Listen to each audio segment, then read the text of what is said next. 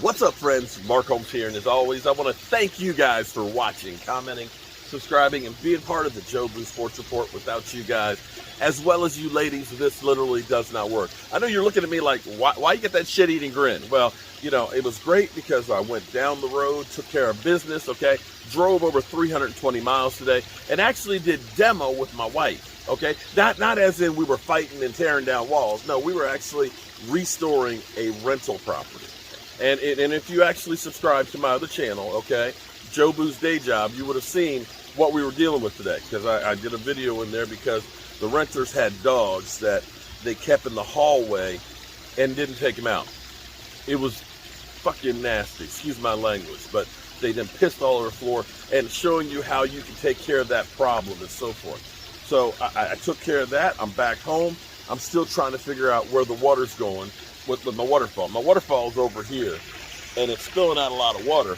And it's spilling out a lot of water somewhere around the pond, and it keeps dropping about 3 inches a day. Got to find that. But anyway, that's not why you tuned into this. You tuned in because you want to know what's up with this shit-eating grin. One thing I pride myself in is bringing you something different than what you get everywhere else. Okay, I do my research. I go ahead and I check things out, and I give you things that you're not getting from everybody else. Okay, I come up with some conclusions. More times than not, they're actually pretty close or pretty accurate, more so than some of the talking heads. So here's the thing that I find really, really interesting. And I'm going to ask you a real question. We've got the hype on the Dallas Cowboys offense, okay? Could this be the most prolific, hope I said that right, prolific offense in the history of the Dallas Cowboys? Think about this for a second. We got the second highest paid player in the history of the NFL, Dak Prescott, who's got all kinds of pressure on him. But you know what? This is Dak when it comes to pressure. He don't feel no pressure. He don't feel no pressure whatsoever. That guy's just a baller. We got our bookend tackles back. Lyle Collins, Tyron Smith. And you got to admit that that's a better combination than Terrence Steele and Brandon Knight. It just is.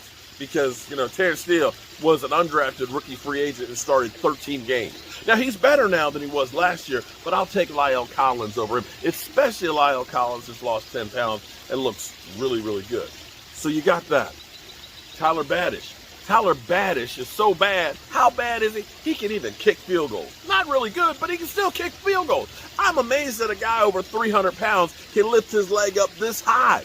That's some bad shit right there. That's some really bad shit. So your offensive line, you know, you got Zach Martin, you know, all pro all the time. And even Connor Williams, he's played better. So you look at this and say, okay, the offensive line's better. You got the second highest paid quarterback in the history of football right there. And then you've got Zeke Elliott. Zeke Elliott, who's svelte, right? He looked like a scat back. Looks like he's in great shape. He looks slimmed down, looks quicker, more elusive. I know he's got a lot of miles on him, but with the rest of the things that are around him, it's not all on Zeke.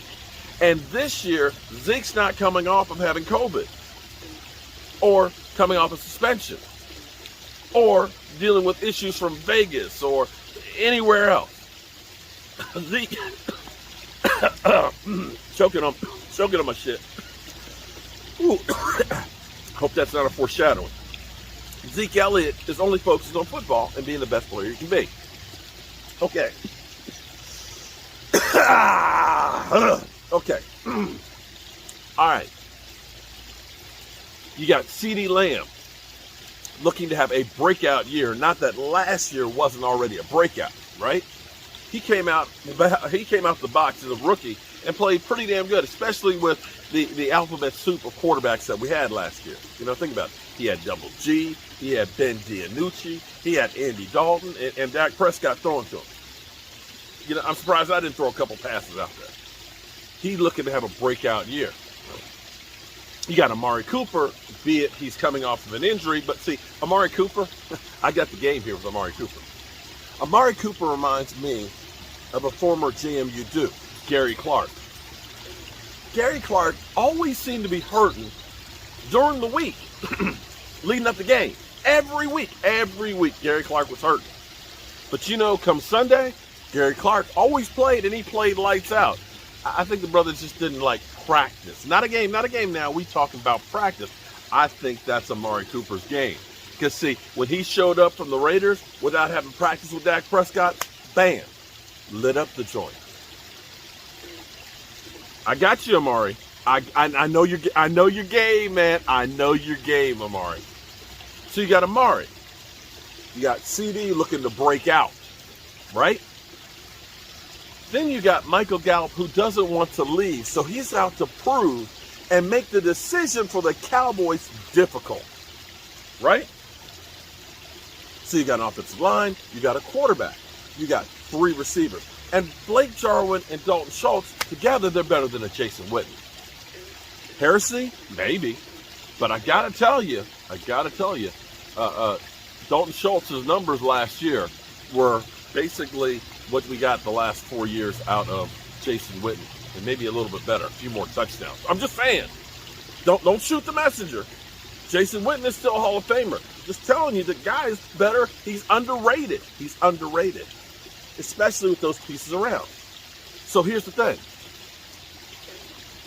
The Dallas Cowboys in 2014, DeMarco Murray rushed for over 1,800 yards. Tony Romo passed for almost 4,000 yards, okay? It was efficient. He didn't have to pass, 300-400 yards every game. In fact, he only had 2 games that season that were over 300 yards. But because they had that running game, they scored 467 points. I know what you're saying. I know what you're saying right now. Here's what you're saying. Yeah, you're going to say they can score more points in that season because now they got one more game to play, Mark. They got an extra game to play. And it's a different game now. You can't compare that to back in the day because they didn't do that kind of stuff back in the day. Right? Okay. But check this out. This is why I got that shit-eating grin right now. Check this out. The 2014 season, where the Dallas Cowboys scored 467 points, was not the Dallas Cowboys' record for points in a season. You're going, what? Really? Really? The record is 1983. I was a junior in high school. The Dallas Cowboys scored 477 points that season with Danny White as the quarterback.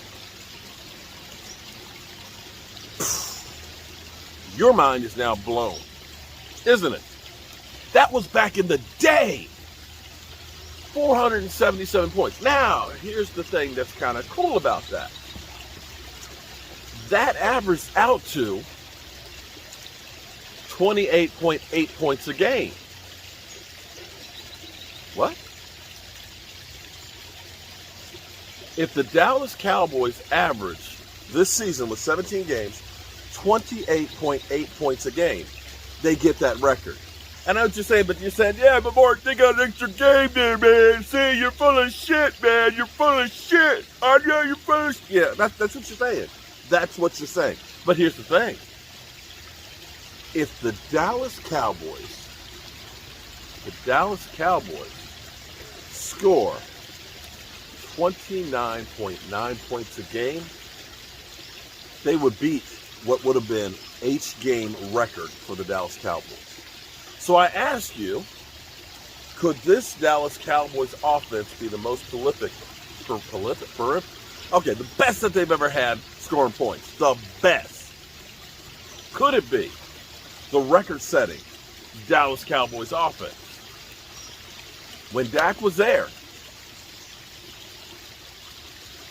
and he played in the Rams playoff team, Seattle playoff team, the Browns playoff team, Atlanta Falcons basement bitches, and New York Giants. 3 playoff teams, 2 stiffs. We were averaging 32.6 points a game. So, the Dallas Cowboys offense this season, you might want to believe the hype. that is the Dallas Cowboys for this season. You see these guys right here. You know what they want. You know what they want. Always looking to get fed. Look at him. That's my baby. All right. Let me go on in the house, spend some more time with the wife. Not that ripping down walls and shit wasn't enough. You know how we do. I'll see you guys. Let me show you a little trick here with the fish. Bet y'all didn't know. Koi like to have their belly rubbed. Seriously, they're ticklish. Hey guys, Mark Holmes here, and as always, I want to thank you all for watching, commenting, subscribing, and being part of the Joe Blue Sports Report. Without you guys, as well as you ladies, you know that this literally does not work. I am actually out here at my fish pond. Let me camera angle. You can see the waterfall. I really got that thing pumping. And here's my babies. Now, this is kind of crazy because the fish actually like to get tickled on their bellies. Now watch.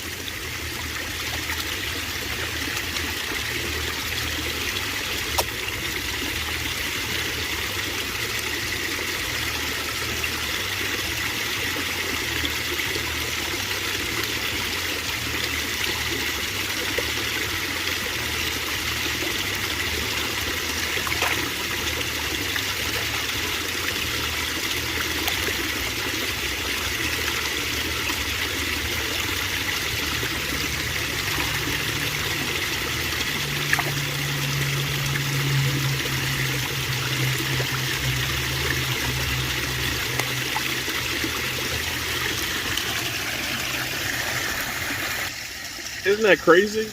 They love it. Go figure. Oh well. Hope you guys are having a great Saturday. Peace.